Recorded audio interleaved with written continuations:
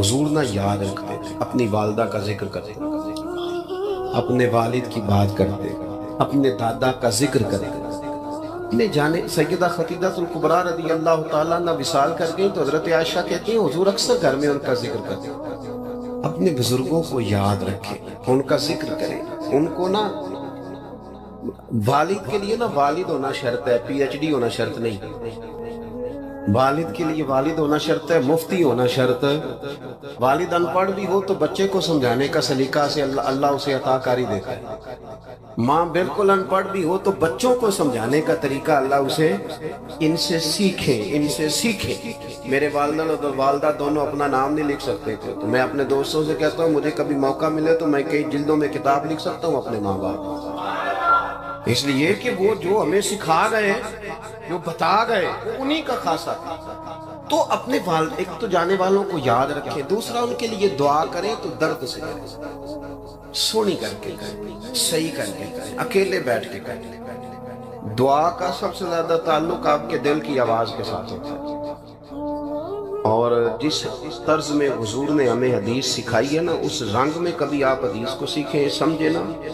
حضور فرماتے جس طرح دریا میں ڈوبنے والا سہارا تلاش کرتا ہے، دریا میں اسے کتنی کو جلدی ہوتی ہے، ہوتے لگ رہے ہوتے، وہ اس طرح کا نہیں ہوتا کہ میں عصر کی نماز کے بعد پھر آؤں گا تجھے نکالنے، اس طرح تو نہیں نہ ہوتا. دریا میں ڈوبنے والا اس طرح کشتی سہارا تلاش کرتا ہے. حضور فرماتے ہیں اس طرح قبر میں جانے والا دعاؤں کا انتظار کرتا ہے. آپ نے دیر کر دی دعا مانگنے میں، ختم دلانے میں دیر کر دی. خود صبح و شام ہمہ وقت دعا. ابھی آپ آیتیں سن رہے تھے سورہ ابراہیم کی، اللہ نے نماز میں رکھ دی ربنا اغفر لی وَلِوَالِدَيَّ وَلِلْمُؤْمِنِينَ يَوْمَ يَقُومُ الْحِسَابُ. ایک تو انہیں یاد رکھیں، خوب دعا کریں، اور دوسرا کوشش کریں کہ وہ جو نیکیاں کرتے تھے وہ نیکیاں بھی جاری رہیں. جن لوگوں سے ان کا اچھا تعلق تھا وہ تعلق بھی قائم رہے. یہ بھی کوشش کریں کہ ان کے لیے صدقات و خیرات کریں، اور قیمتی صدقہ دیں. قیمتی، میں بات ختم کرنے لگا ہوں، بس قیمتی صدقہ دیں. قیمتی 15 تولے سونا گھر میں پڑا ہوتا ہے، قیمتی ہوتا ہے نا. کبھی کسی نے چوک میں بتایا کہ آج 15 تولے سونا میرے گھر میں پڑا، بولو نا، لگتا ہے تو 10 چھڑ دے. اگر گھر میں 50 لاکھ روپے کیش پڑا ہو تو چوک میں گلی میں آ کے آپ بات کریں کہ گھر میں پیسے پڑے ہیں. کیوں؟ کہ وہ قیمتی ہیں، کوئی لے نہ لے.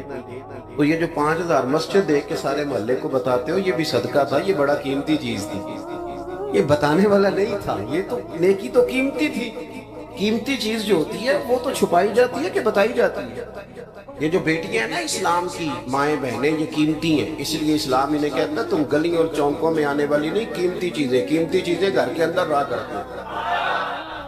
تم قیمتی چیزیں ہو، تمہارا وجود قیمتی ہے. تم کبھی ماں ہو، کبھی بیٹی ہو، کبھی بہن ہو، کبھی بیوی ہو، قیمتی ہو.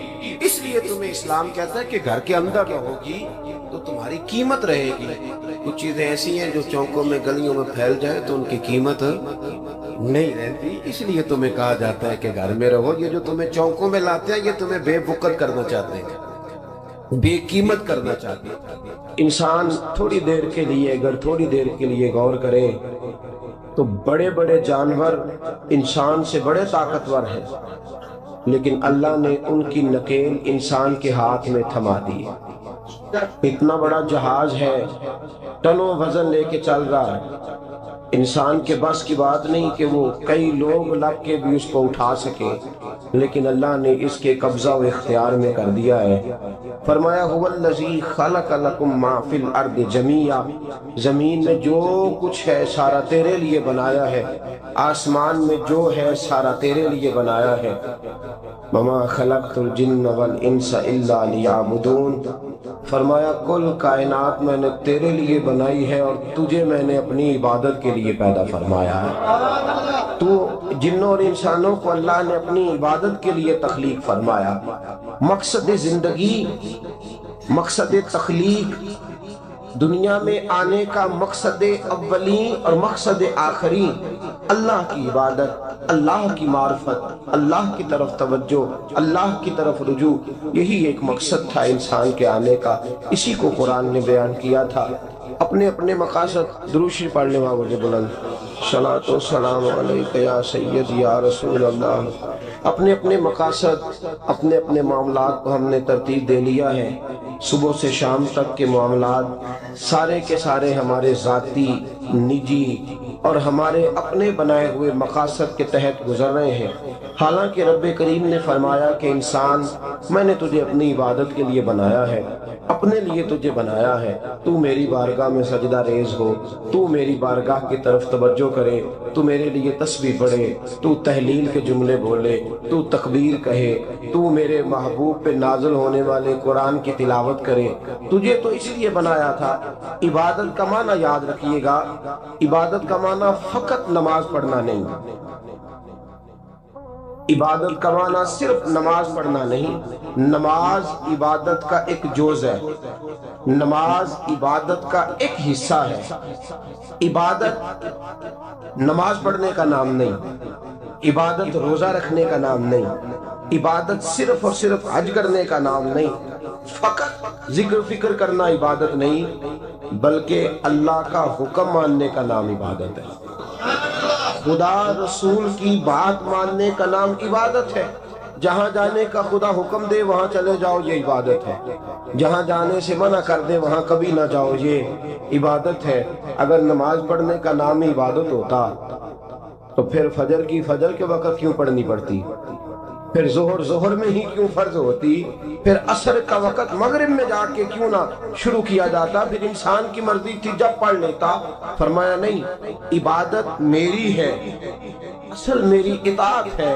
میں جب کہوں کہ یہ فجر کا وقت ہے تو تجھے فجر مان کے پڑھنا، جب کہوں ظہر کا وقت ہے تو ظہر مان کے۔ ہم نے عبادت کو مخصوص کر دیا، مسجد میں چلے جانا، نفل پڑھ لینا، کچھ دیر قرآن شریف پڑھ لینا، کچھ دیر اللہ کی عبادت کر لینا، کچھ دیر ذکر اذکار کر لینا، اس کا نام عبادت ہے۔ اور باہر نکل کے بے شک جھوٹ بولے، باہر نکل کے بے شک غیبت کرے، باہر نکلے اور کم تولے، باہر نکلے اور اپنی من مرضی کرے، تو یہ عبادت نہیں۔ اس لیے کہ ہم اس خدا کے ماننے والے ہیں جو صرف مسجد میں نہیں ہوتا، بلکہ جلوہ تیری ذات کا کو بکو ہے، میں جدھر دیکھتا ہوں ادھر تو ہی تو ہے۔ ہمارا خدا صرف مسجد میں نہیں ہے، اللہ ہر جگہ ہے۔ جے میں تینوں اندر جانا پھر مقید جانا، جے میں تینوں باہر سمجھا اندر کون سمانا، اندر بھی تو ہے باہر بھی تو ہے، وچ بلا کون نمانا۔ اصل بات یہ ہے کہ جب خدا ہر جگہ ہے تو اللہ تبارک و تعالیٰ کا حکم ہر جگہ ماننا ہے، ہر جگہ اطاعت کرنی ہے، ہر لحاظ سے۔ رب کی بات ماننے کا نام عبادت ہے، اللہ کی، اس کے رسول پاک صلی اللہ علیہ وسلم کی بات ماننے کا نام، توجہ ہے آپ کی میری بات پہ؟ عبادت کا مفہوم سمجھیے گا، عبادت کا مفہوم سمجھیے گا۔ ہمارا وہ دین نہیں جو پنڈتوں، جوگیوں، راہبوں کا مذہب ہے کہ جنگلوں میں نکل جاؤ، تسبیح لے لو، میں کھٹکتا ہوں دل عالم میں کانٹے کی طرح اور تو فقط اللہ اللہ اللہ۔ یہ مذہب نہیں۔ ہمارا دین کہتا ہے مسجد میں بیٹھ کے جو ذکر کرے گا اسے بھی ثواب ملے گا، اور جو محنت کر کے کما کے بچوں کو کھلائے گا اسے بھی ثواب ملے گا۔ ہمارا دین یہ کہتا ہے جو مسجد میں بیٹھ کے قرآن پڑھے گا اسے بھی ثواب ملے گا، اور جو گلی میں پڑا ہوا کانٹا اٹھا دے گا اسے بھی اللہ اجر عطا فرمائے گا۔ اللہ کا حکم ماننا، اللہ کا حکم ماننے کا نام عبادت